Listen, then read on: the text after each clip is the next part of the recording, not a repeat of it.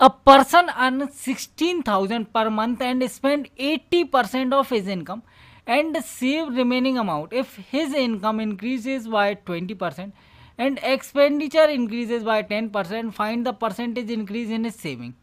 एक व्यक्ति एक व्यक्ति प्रति माह 16,000 रुपये कमाता है और अपनी आय का 80% खर्च करता है और शेष राशि की बचत करता है। यदि उसकी आय में 20% खर्च और 10% की वृद्धि होती है तो उसकी बचत में प्रतिशत वृद्धि गणना कीजिए। देखो बड़ा आसान सा क्वेश्चन है और इसको करने का आसान तरीका भी बताता हूँ मैं आपको, डेविएशन, जिसमें इसकी कोई ज़रूरत ही नहीं है। ये इनकम आपको दिया है कन्फ्यूज करने के लिए। देखो हमें पता है क्या एक्सपेंडिचर और सेविंग का रेशियो निकाल सकते हैं, बिल्कुल निकाल सकते हैं।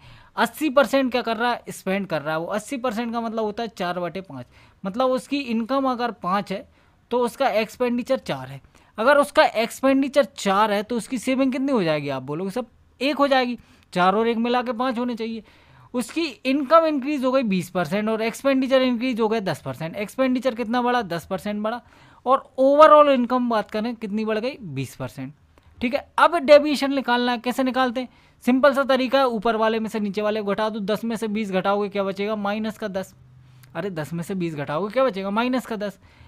इंटू 4 करोगे क्या आ जाएगा, -40। तो इसकी वैल्यू क्या आएगी, इसकी वैल्यू आ जाएगी, सबसे पहले तो ये नीचे वाला लिख दो 20।